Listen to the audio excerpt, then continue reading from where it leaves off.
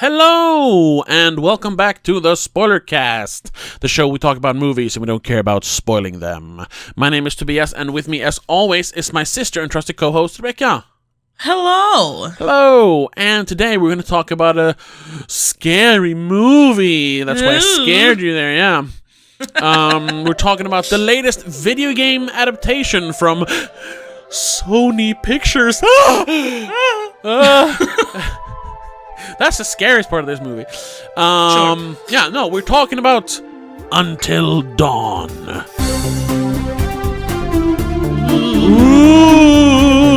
Ooh, yes.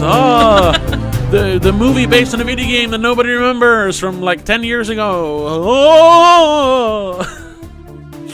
Kinda, yeah. Kind of, yeah. But I like it. It's a very good game. It's a very good game, yeah. Directed by David F. Sandberg, which is nice, and written by Gary Dauberman and what was her name? Blair Butler. Blair Butler, yes. I don't recognize her name. No. Oh. She done anything good?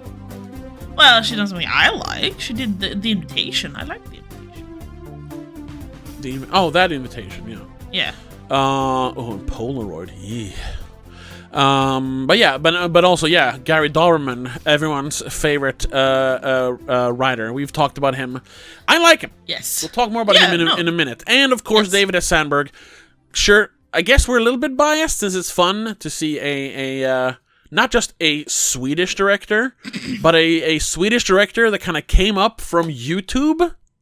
Yes. Who's done well for himself. We'll talk more about him. Yeah. But, we're going to get into it. We're going to talk about Until Dawn. I think we're just going to get right into it. Oh my god, there's a spooky monster in the background. No, it's just a cat chewing on shit. Same thing. Yes. we'll just get right into it. What did you think of Until Dawn, the movie? The movie. I thought it was okay. It was a pretty good popcorn scare horror movie kind of thing, with a bit of a mystery, a bit of the classic stuff, but also not like sticking too much to the old tropes. It wasn't fantastic, it wasn't revolutionary, but it was fine. It was pretty good.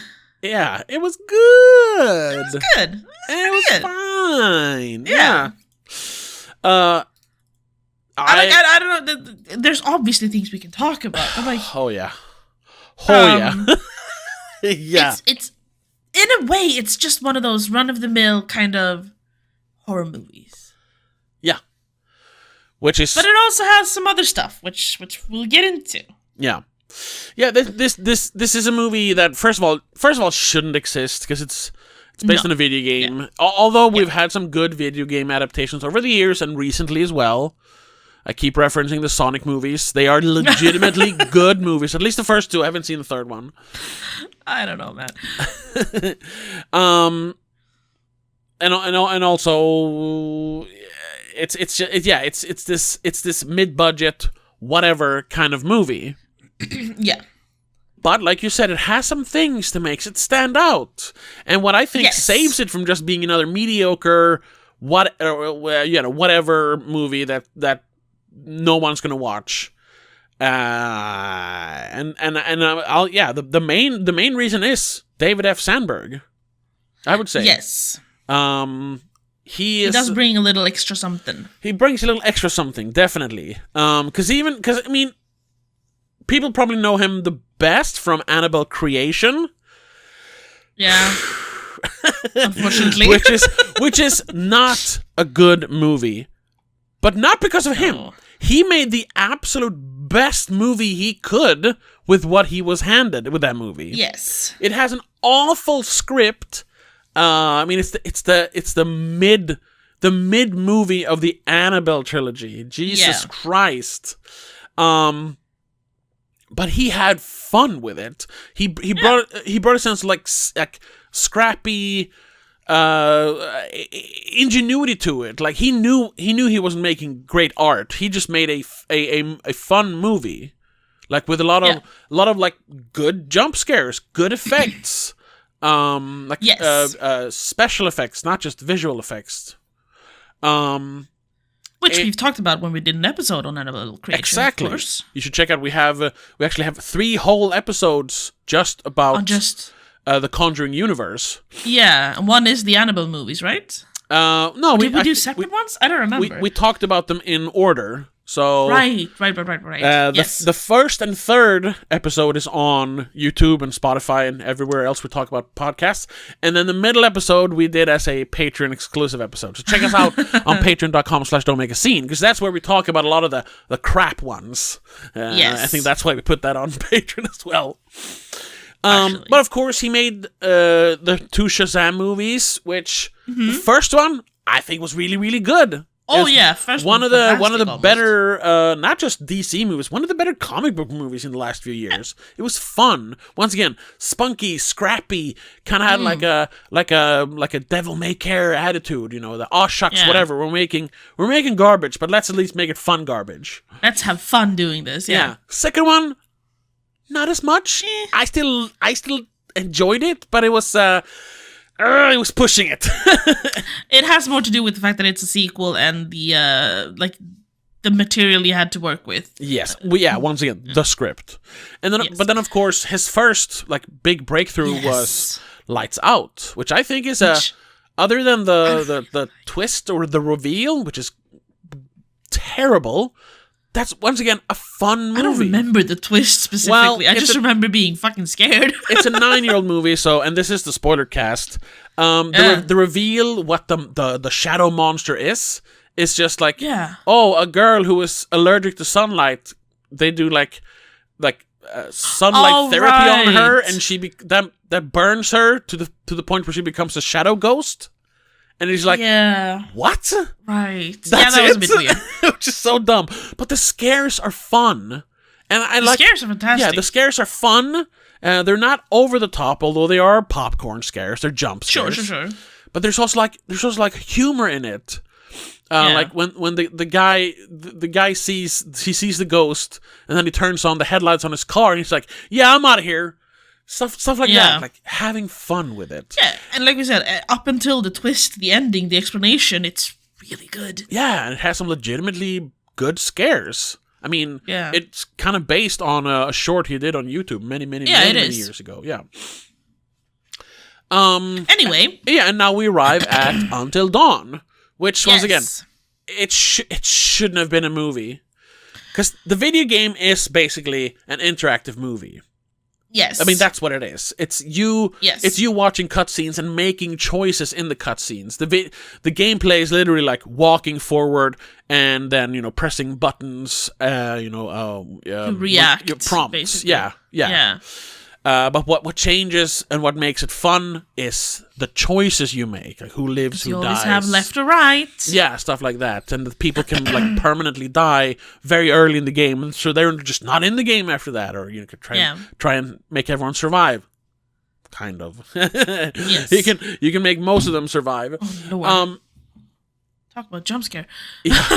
And the way that game works or is structured, like it wouldn't work. The plot in that game wouldn't work, because you can't really cut stuff out without feeling like you're missing stuff. So the movie would have to be 12 hours long, because the game is between 8 and 12, depending on what choices you make.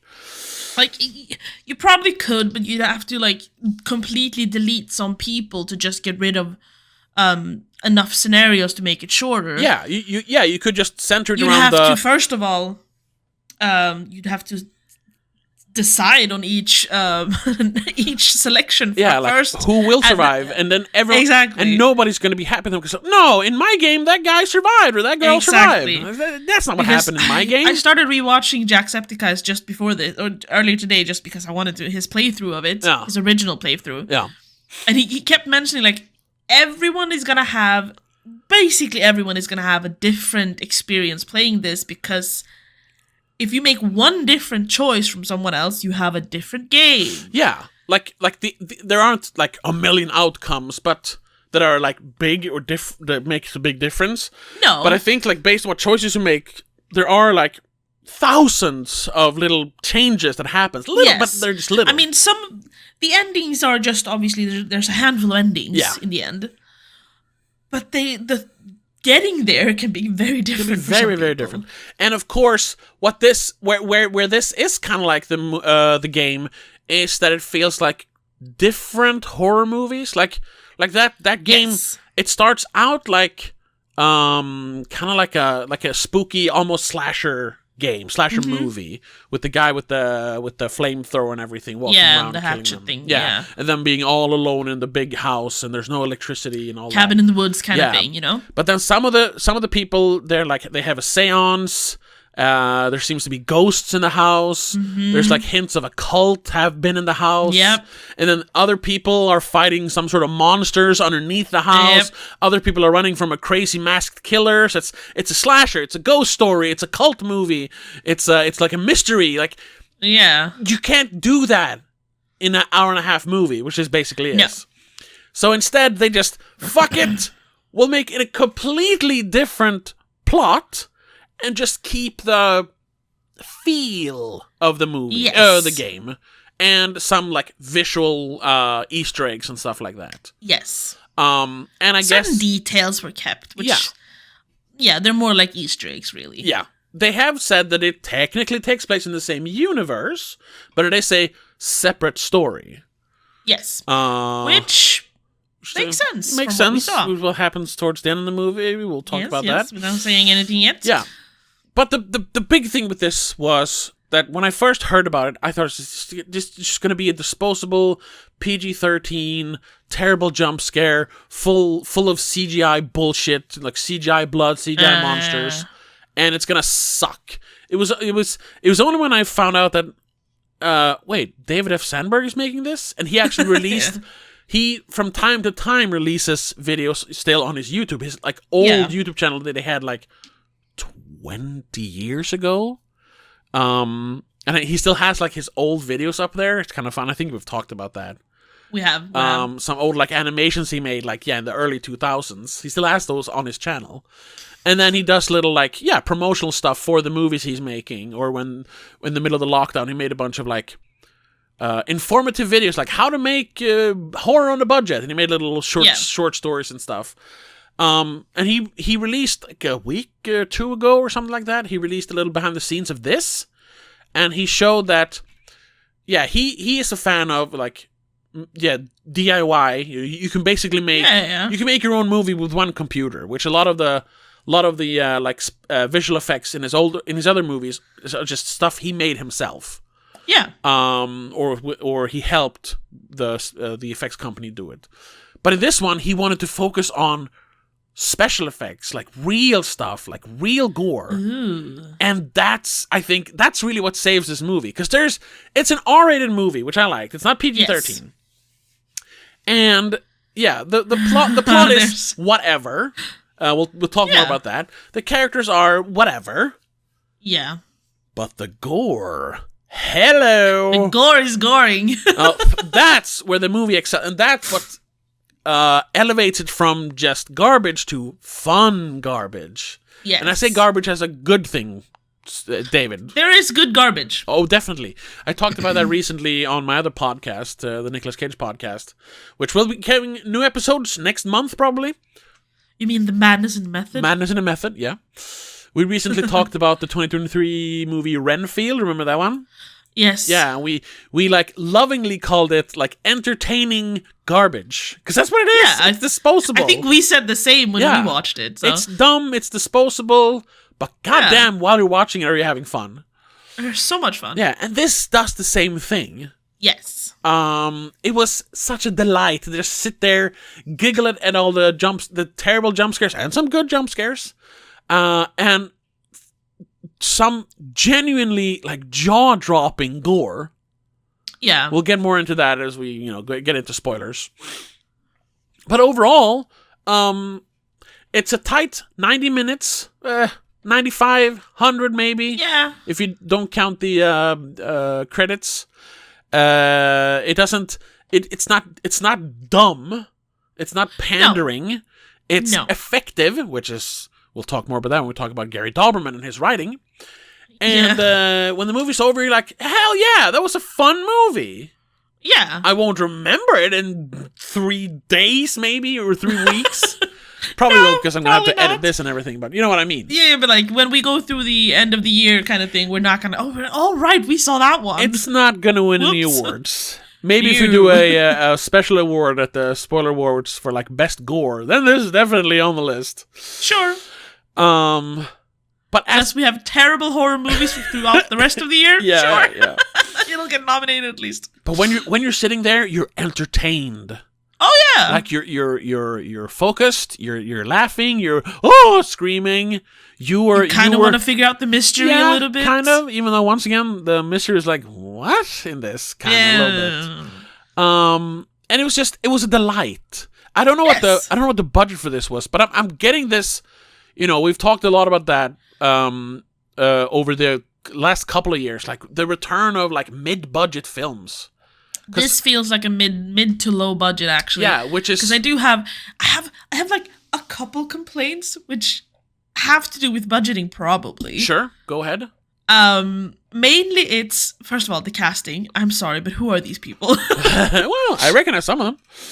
Sure, but like they're not big stars. No. They're not names that will pull the audience in. No. They literally had to put from the maker of Lights Out and Animal Creation on it, like, oh. Yeah. And oh, hey, it's the video game. They even used the same font. Yeah. The actors just felt like kind of like, yeah, we couldn't afford any better ones, but you're good, so it's fine. Yeah. You're fine. But I mean, you're keeping the budget down by not spending a bunch of money on stars, because having like amazing actors in this wouldn't help it. No, that's It's not about that. We don't need that. What we need they weren't bad actors. Absolutely it's just not. That I got the feeling like, yes, they didn't want to spend money on fantastic actors because you don't need it. Yeah, and also that would just why be, waste money? It would just be a name on the poster. It wouldn't bring in any more people. It's just the truth. The second thing that I had a little bit of an issue with was that sometimes it really felt like they were on a built set. Yeah, sure. And it looked kind of cheapish. It's like, that looks like a boulder you pulled from a theater group or something. Maybe, yeah. I didn't really notice, to be honest. But obviously we could tell they were on a set. Yeah, it looked very like the walls were covered in fake plants, so you wouldn't assume that there was a wall there, and you just thought there was more woods. Yes, kind of thing. Yes. But once again, lovingly, because I didn't see a lot of like green screen stuff. Most of it felt like it was actually built. And sure, yeah. There was one time where I can that was a green screen. Yeah, you pointed out. I didn't really see it. No, the lighting was a little bit off. That might just have been a lighting though. But yeah, it could have been a CG. Maybe it was like a pickup shot and like, oh fuck, we tore down the sets. Put up a green screen. Yeah, put up a green screen. Basically, that's what it felt like a little bit. Sure. But it could also, I don't know. It just that specific sequence because they come out of the bushes kind of thing. Yeah. And there's just walls of green from like trees. Yeah. And then when they stand and they look at the thing, and you're like, yeah, no, and they're not gonna walk into it, obviously. No, yeah. And then there's two things in the foreground. They're like, they look so light, but they're supposed to be like rocks and concrete. Oh, so, like, okay. It looks like you can pick them up, dude. Yeah. Sure, yeah. But that's the one time it looked really bad. Everything else just looked like, sure, this is a set, but it's well made. Yeah. So it's fine. Yeah. And I feel like that scene might have been just maybe we need to show this in the movie. Reshoot? Quickly. But that's also we talked about it before. I'd rather the sets look kind of cheap, but they're real. Because definitely. It just makes it feel more real. I mean, it is real, and a movie shouldn't be. I mean, a movie should be real, fake stuff. You know what I mean? It shouldn't be just. Yeah. It shouldn't just be CGI. It's not fun. It's more fun if they can actually run into that little thing that they built over there. You know. Yeah. It's more fun. It feels more. We've said it before. It feels more tangible.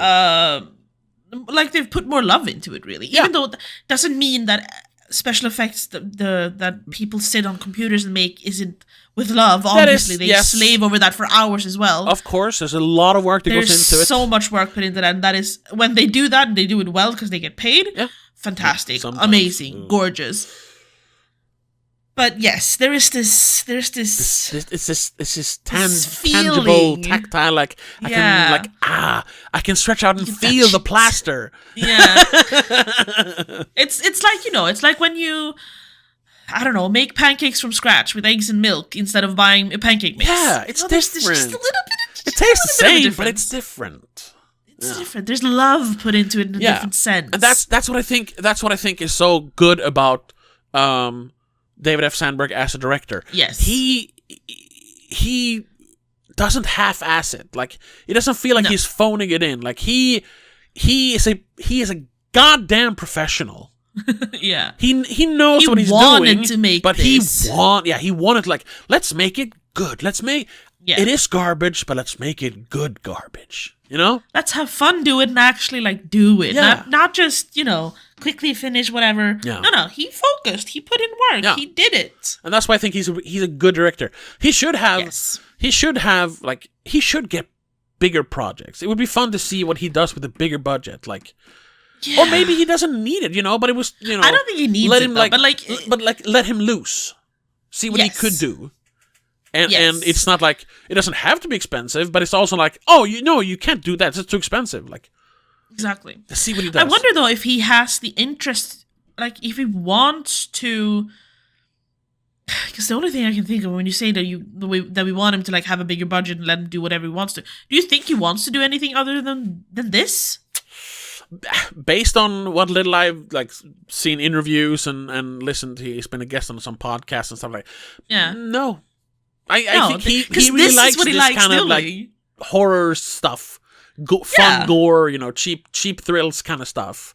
And that's totally fine. Definitely. Exactly. Because I feel like Shazam 2 was one of those where he got more money. Yeah. Annabelle Creation was also one of those where he got more money, probably, than comparing them to Lights Out and this, for example.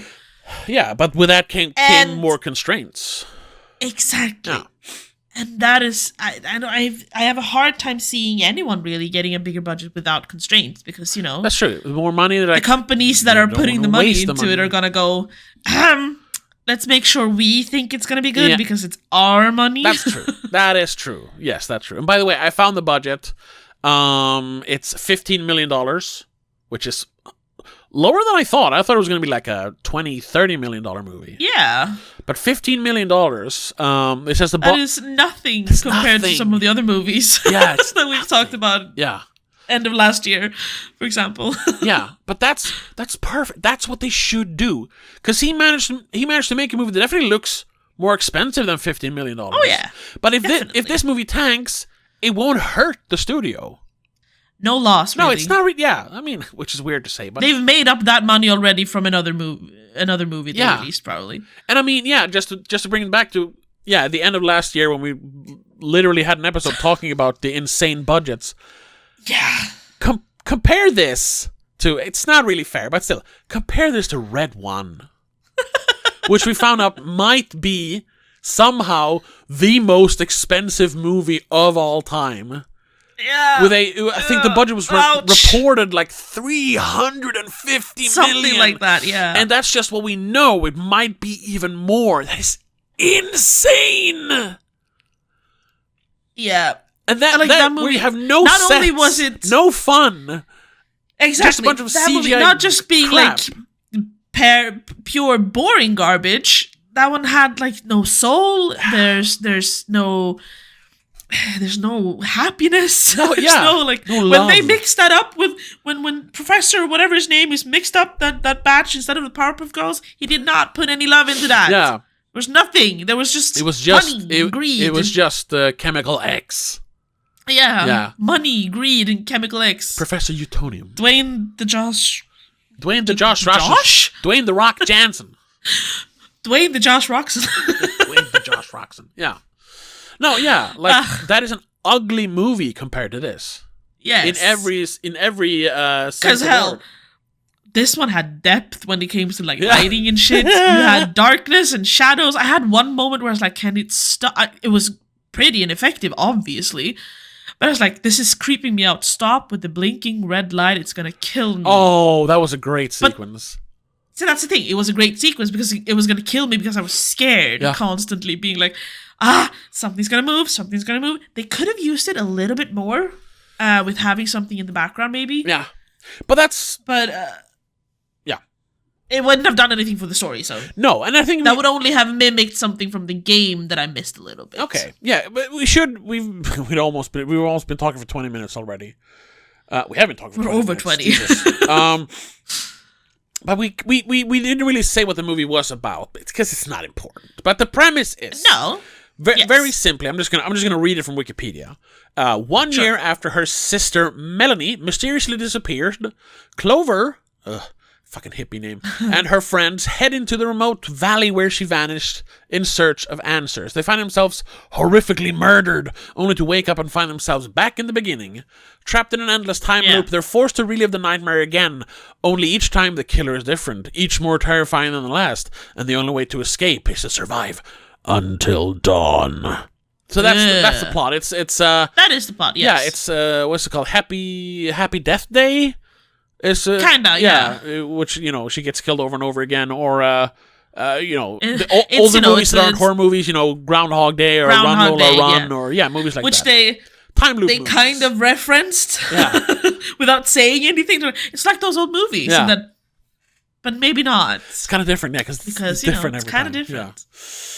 Yeah. And that's where I think they kind of also managed to squeeze in some of the feel of the video game, because each time they woke up, there was a new kind of death. So you could have a slasher, you could have it be about a witch. There was kind of like a zombie movie towards the end, or it's a monster movie. For the most part, it's a monster movie.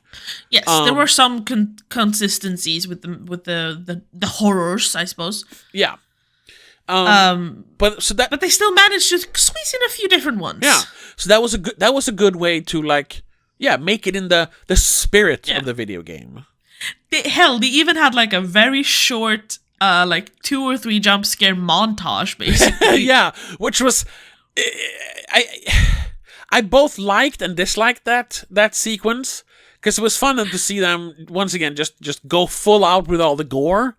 But it was also just, it was kind of like all the cool slow-mo action scenes in Thor Ragnarok that you saw in the trailer. Like, oh my god, all the Valkyries, attacking Hela and all that. So cool. Turns out that was just like a montage. Oh, yeah. This was kind of the same thing. It was a little bit like we need more gore to put in the trailer, so let's throw it in as video. But I mean, they had it worked. It wasn't literally just thrown in there. They put in like a little bit of a hint of it before. Yeah, and it was to show that the filming of, he used his phone to film stuff, and then I've been filming more. Yeah, it was also to hint that they've been there so long they can't really remember how long they've been there. Exactly. And they find out that he's been filming things, and that actually stays in his phone. Yeah. So it was a good way to do it. Yes. Even though it felt a little like, I wish this was actually the movie. Yes. But it would have been much longer, and I assume they didn't want to make it too long as well. No. Keep it 90 minutes. That's perfect. Exactly. Yes. You don't need 2 hours. You don't need 90 minutes of build up before the vampires show up. Ryan Coogler. Even though I like those 90 minutes better than the vampire stuff. Yes. Even though I understand black culture. Let's not get into that, please. Just if any of the detractors from last week's episode is watching this. Anyway. Doubt it, but still. Yeah. Are there With the monsters is also where we got some of the tie-ins to the video game a little bit. Some of the Easter eggs. Yeah. The main killer is basically the main killer from the video games, although we know whatever. It's a big guy with the big guy with the mask that everyone remembers from the video game. Because he's like poster, I think, at one point. Yeah. Are there anything? Because if we're gonna get into spoilers, it's now. Yes. Are there anything? I mean, there are some gore stuff that I want people to like not know before they go in to watch the movie. Excuse me. So I guess that would be a spoiler. We'll save some of the gores. I don't know what happened. I choked on air.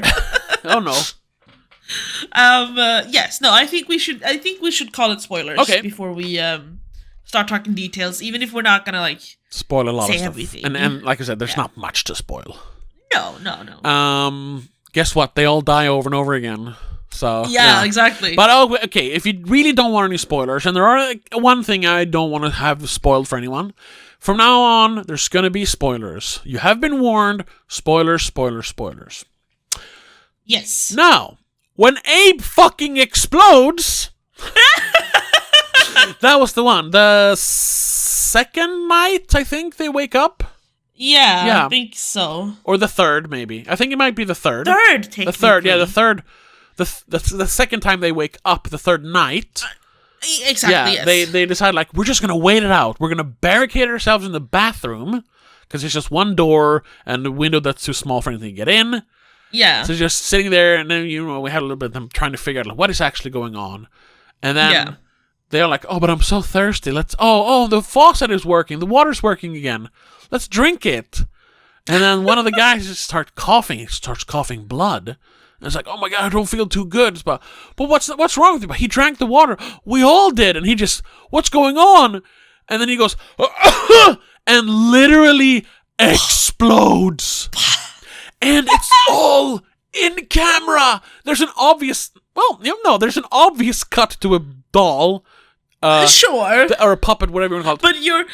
But you're so in the moment that I didn't realize. No, you don't read. I mean, I'm not saying you like see the cut, but I mean, it's obviously a puppet that just literally explodes in a cloud of gore and viscera and blood, and the entire bathroom and everyone in it is just covered in body parts and blood.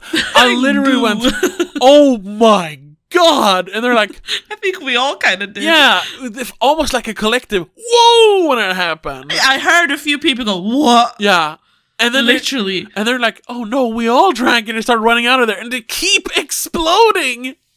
And then they start exploding piece by piece. The Megan character whose leg first explodes, then her belly like swells just up and expands and it just explodes on sideways. The side. And then her head just goes, oh my God! Which is the only thing that I was like, how the heck did they explode so differently? Because it's fun. It made no fucking sense, but who gives a shit? Yeah, it made no sense. And they didn't even explode in the right order. Water either way. Yeah. It was so good. And they knew that was fun, so they even brought it back later in the movie. Yes. I mean, twice, but for the first time when Max deliberately drank the water to try and kill one of the Wendigos. Failed, unfortunately. But he's like, hey, asshole! And it's ba-boom! And every time someone exploded, it was all real. It was just like, so much blood. I loved it. That was definitely one of the more fun deaths. Oh, that was the only fun one, to be honest. But that might, hey, it's way in the future, but that is movie moment of the year material. At least the first when Abe explodes. Whoa, Yeah. Holy shit, that was fun. You know what? Maybe a little sacrilege, but the fact that it's all real effects, and I mean, kind of the whole movie gave me Evil Dead vibes, like the old real Evil Dead movies. A little bit, yeah. Yeah. Now, this is no Evil Dead. I'm saying it again. This is not the Evil Dead. Vibes. Only vibes. But it had a little bit of Evil Dead in it. I was almost like... And I mean, it kind of opens with the overhead like helicopter or drone shot of a car driving into a forest. I was like, this is Evil Dead. I fucking hated that little intro thing. It looked so weird that the car just started driving over the salt. And I don't know, it looked like a YouTube transition or something. I liked it. Oh. No, but that's the whole thing. There's not much to talk about. Like, there's no intricacies with the story. There is some. No, not really.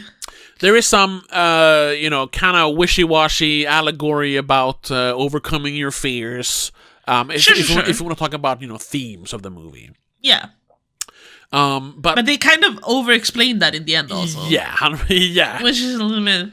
Like, yeah, okay, you want to explain what this is because no one will understand otherwise. Yeah. But at the same time, you could have just left it and people would have gone like, what? Yeah, because I even... What is this then? I don't know if you heard me, but I even mentioned, like, a little before that, I was like, is this all in her head?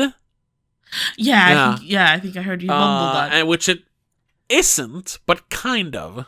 Because it is... Exactly. All the monsters are manifestations of her fears and her insecurities, yes. All stuff like that.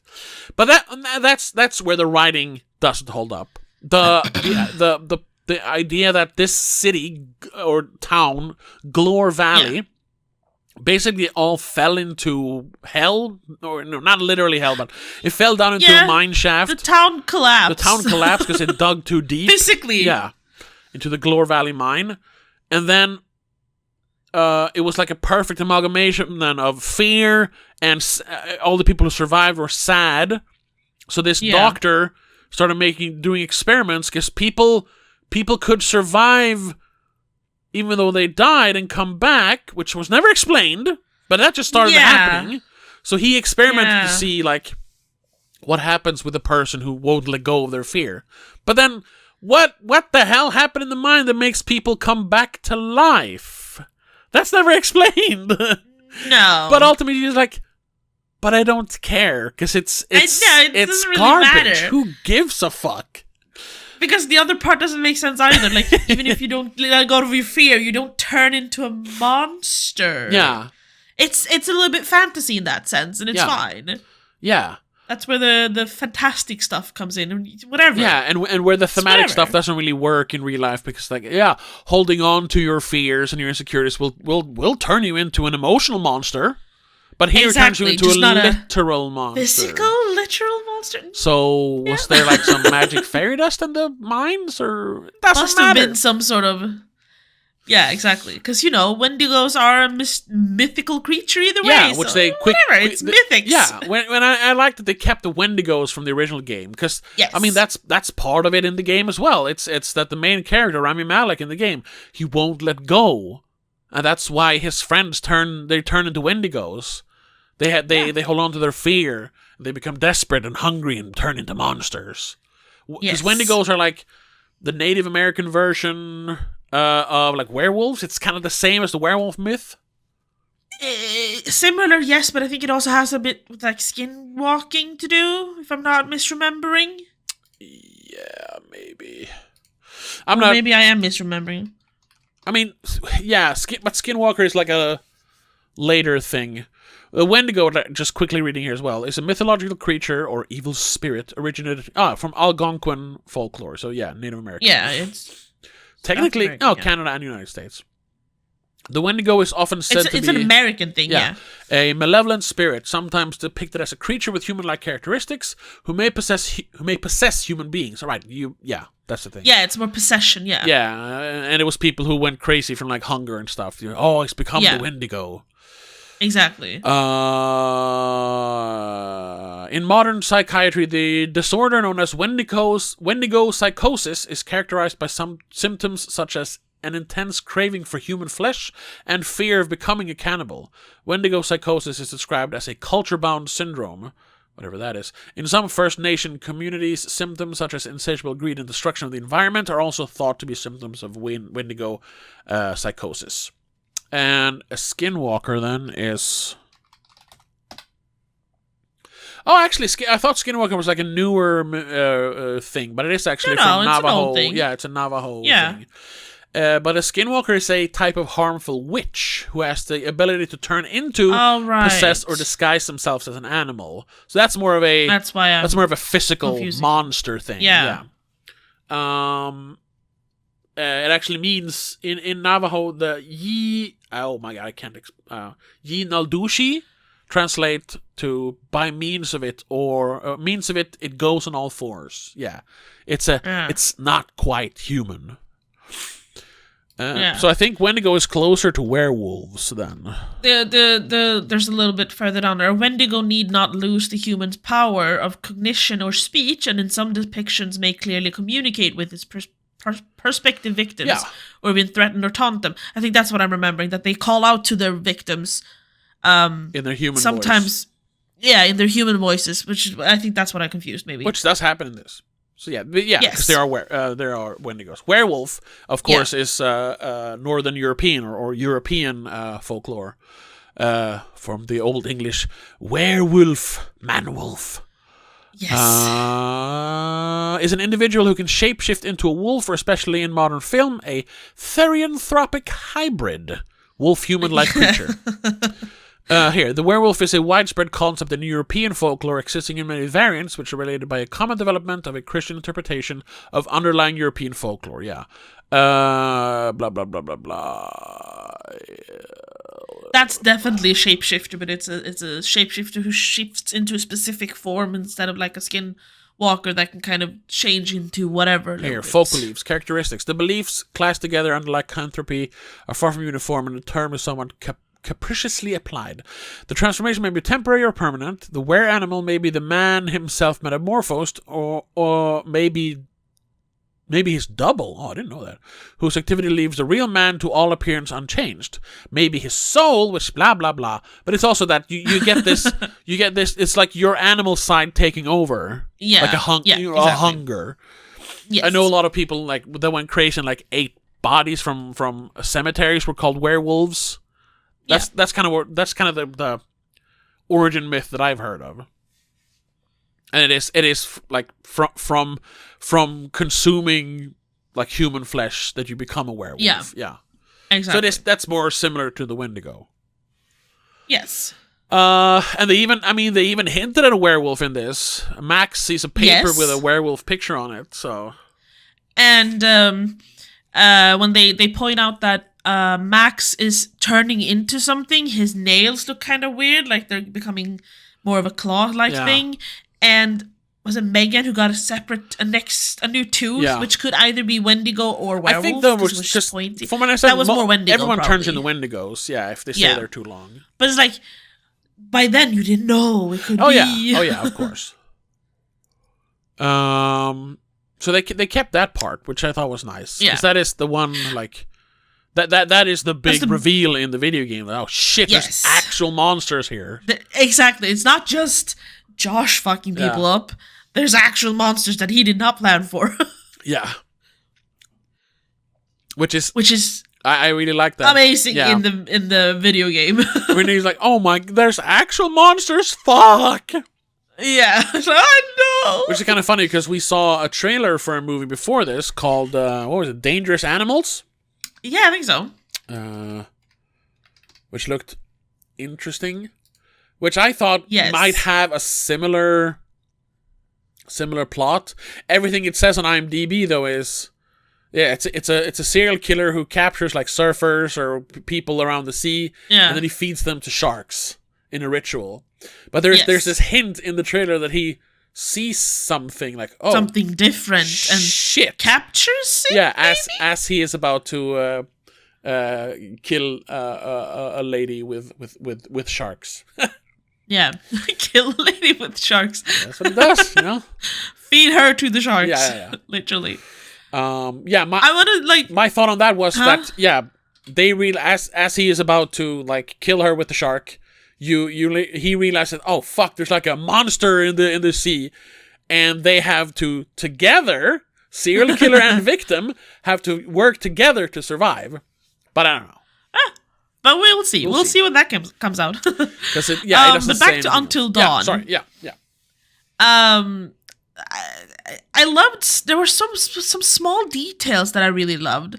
Specifically, that you noticed them more the first and the second time they woke up after dying. Yeah. Because when they woke up the first time, they had not scars, but like markings of where they died the last time. Yeah. So for Megan, who got her face bashed in, she had almost like bruises on her face, exactly where she had been bashed in. And Max, who lost his eye, had a black eye. Yeah, had a black eye. Yeah.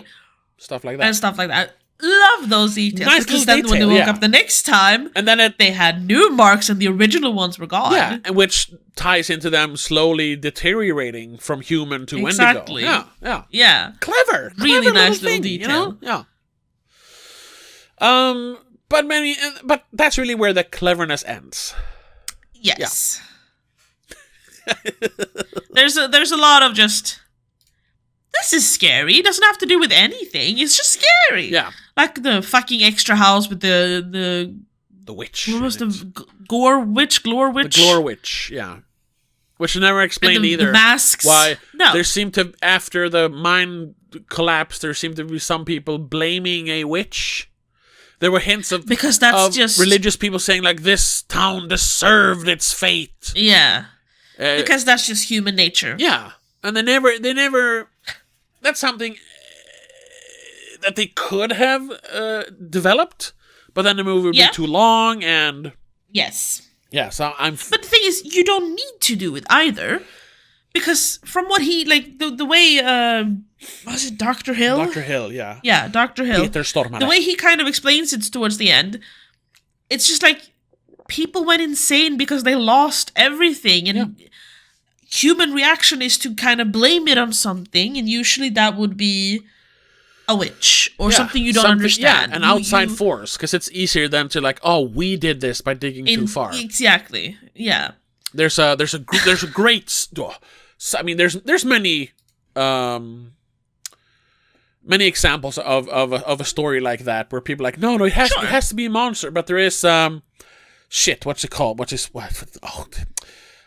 There's a great song about that.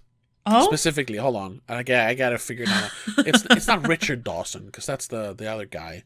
What's he called? Richard Dawson. On his album, what's the album? Amazing album called Peasant, which came out in 2017, where he wrote songs based on like not specific English folklore, but it's almost like he's building it's world building based on like old-timey English stuff. So you have songs like Herald, Ogre, Soldier, which talks about a soldier abandoning the battlefield because he doesn't want to die, stuff like that. And then there's a song Ogre, which is all about this little village in the middle of this old English, like pre-Christian times English. Sure. Where they go about their lives, they're killing, they're slaughtering animals and stuff. Like life goes on, and then they realize that the blacksmith's son is found killed in the wheat fields, and why? Well, we blame the ogre, of course. It couldn't. This is so inhuman. None of us would kill a little child, right? Human. And it keeps happening to the point where they all lock themselves in their houses and like starve to death because they're so afraid of the ogre. Turns out it was. They don't say who it is, but there is no ogre. It's someone in town. It was the evil probably. in man's heart. It's an amazing song, amazing album, but that song specifically, I can recommend. It's the same way you blame the devil for humanity's shortcomings. Yeah, exactly. It's the devil tempting us. Yeah. No, it's just human nature. Shortcomings and ignorance and, well, I think we talked about that. I guess. Yeah, we talked about that a little bit when we talked about Heretic. Like, yes. Yeah, you can blame the devil as much as you want. In the end, it's humans. Humans are evil. You have to do it. Humans are human. Yes, and one of exactly. the human traits we have is the capacity for evil. It's to do things that gain only that benefit only yourself and no one else. Yeah, and no matter what that benefit is. Yeah. Sometimes it's just satisfaction. Sometimes there's not even that. It's usually unexplainably just like just why. That's what we call evil. Sure. But it's usually to settle some sort of hunger or desire. Yeah, like the Wendigo. Yes. That's what it is. It's the evil in man's heart manifest as a Wendigo, as a werewolf. Yes, it gives the human the ugly exterior to match their ugly inner. Yeah, exactly. Yeah. Because no way a human. Which is why this one works as a psychological horror, because there's psychology There's a little bit behind of all that of this. there. Yeah. Even though I didn't like his little spiel at the end, No, where it he was tries to explain. That It's was like, terrible writing. like, that you over-explained it to the point where it kind of got dumb. Yeah, I was just like, what? Okay. Calm down, dude. Yeah. Yeah, it should have just been I have been researching, the manifestation of evil in man. Yeah, that would have made more sense. Yeah. Like, well, fear could still be a thing of it, of course. Yeah, Like the fear triggers yeah, exactly. How fear triggers your anything capacity that to do turns- what some people would call evil acts. Yeah, but you're exactly. just acting out of fear. I honestly kind of thought that he would like, hey, flip through these pages and show me which one is more scary. Because you remember that from the game when Yeah. like every now and then there was like the an Rorschach test thing, sort of. Yeah, like they threw in a little bit of a therapy session where Yeah. you had to like choose which one you like least, which one makes you feel more unsettled. Yeah. And how does this picture make you feel with the scarecrow and the barn? Oh yeah. Like, is it the scarecrow or is it the thought that there could be something inside that barn? Yeah, something. Which one is more scary? It's like, Something you can't explain. yeah. Oh, because that's what we fear the most, the fear of the unknown. And as we know, Which is what they also talk about.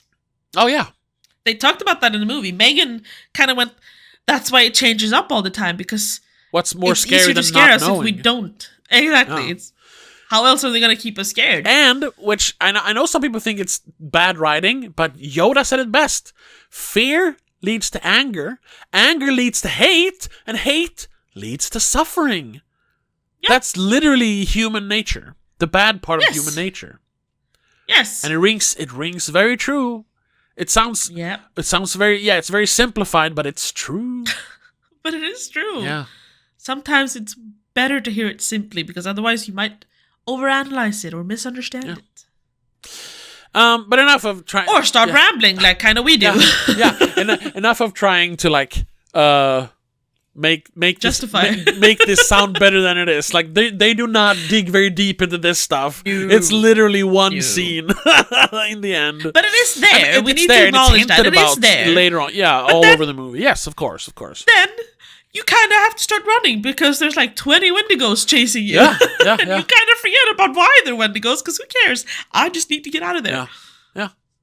No, so Who gives a shit? I just want to, because we're kind of at an hour almost. I think we can wrap it Yes. up here. I just want to say, Yes. this is what happens when a movie knows exactly what it is, and just does what it Exactly has to do right. Like technically, Sinners from last week is a better movie. It is a Yes. better movie. Sure. More well made. It's better written and all that. Yes, there's more character development and depth to most people in that movie. Yeah. But why we complain so much about that one is because then the little things that doesn't make sense really hurts the movie. Here, Yes. it's just like, whatever, this is trash. I don't care that it doesn't make Exactly. sense. I just want to see more people explode, you know? And when people explode in Yes. Sinners, I'm like, what is the cultural implications of this? Yeah. Like, what does this have to do with post-slavery Texas? Like, yeah. that's where like you analyze it And differently. complexity. You analyze it on a higher level because that's what it deserves, since it is Yes. more complex, more layered, has more depth. And that's why I can say that I thoroughly enjoyed this. Yeah. But it's a bad movie. And Sinners This is a good movie that I didn't enjoy. exactly. This is dumb entertainment. Yeah. Well, Sinners was, trying to be mo- high art and failed. yes, kinda. Kind of. Yeah, it tried a little bit too hard. It didn't fail completely. No, it but didn't fail. It threw in vampires. That's a problem. it reached a point where it went, shit. What do we do now? Yeah. We spent Instead of just, I don't know, explode. We spent 90 minutes on this really nice, historically important drama, but I wanted to put vampires in it. Fuck! All right, here's the vampires. Let's just throw them in. Add a little bit of lore to make it make sense, kind of, and then whatever. Yeah, and then whatever. So what we're saying is that Until Dawn is better than Sinners. No. Yes. No. For different reasons. Yes. Oh, yes. Exactly. That's the thing. For very it's apples and oranges here. For Christ's sake. It's not better, but I enjoyed it more. Yes. No. I think there's gonna have to be. It's a little shorter episode. Look, there's not much to say here. No. It's like, still one of my absolute favorite franchises is the Fast and Furious. There's no fucking point, rhyme or reason to it. No. It's the dumbest shit ever existed. It's because cars go boom. The best movie franchise ever.